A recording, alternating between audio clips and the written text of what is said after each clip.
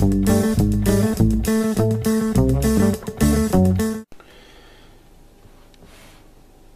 fermiers, amis fermières, bonjour, bienvenue sur Cocotte TV. Aujourd'hui, comme vous le voyez, je vous présente un kit 2.1.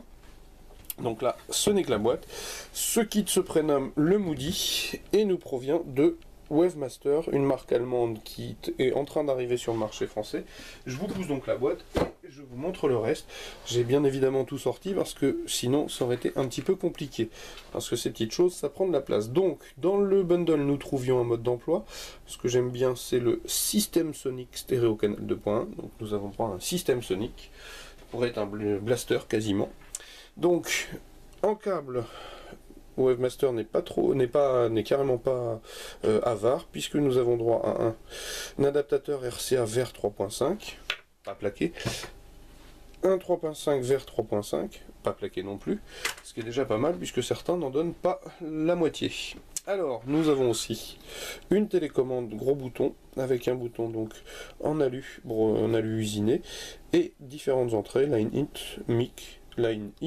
mic, phone, donc, et la télécommande est tout à fait souple, quoique un peu légère. 2-3 petits patins, hein, les finitions ne sont pas exceptionnelles, vous allez le voir, mais ceci étant, je crois que le prix est tout à fait agréable. Alors, au niveau du satellite, donc les deux sont identiques, hein, bien évidemment. Nous sommes sur du plastique, petite bande argentée sur les côtés, et qui fait le tour d'ailleurs. Donc les pieds avec des petits tampons en caoutchouc, à l'arrière aussi. Ils seront donc un petit peu inclinés vers l'arrière, ce qui est plutôt sympa. Et donc le rappel sur la toile acoustique Wavemaster. Nous pouvons bien évidemment enlever la grille, ce que je vais faire de suite, voilà, pour vous présenter la membrane. Et petit aspect esthétique que j'aime bien, l'obus au centre. Alors par contre, je ne sais pas si vous le voyez à la caméra, mais au niveau définition, je vous le disais tout à l'heure, c'est pas exceptionnel. On a 2-3 petites coulures de colle sur les membranes, ça fait pas super jojo. Mais bon, un petit évent de façon à ce que la membrane respire. Voilà, le satellite se connecte en RCA simple à l'arrière du sub.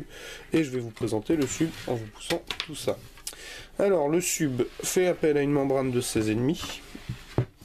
Pardon.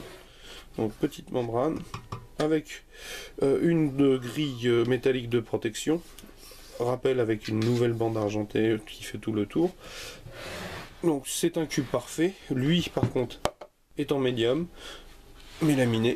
À l'arrière on trouve un évent, un réglage de basse, un réglage sur les aigus, les entrées line in et mic in, donc micro, la connexion de contrôle de la télécommande, les deux connectiques au satellite, un power et zoom, le fil d'alimentation, donc auto-alimenté.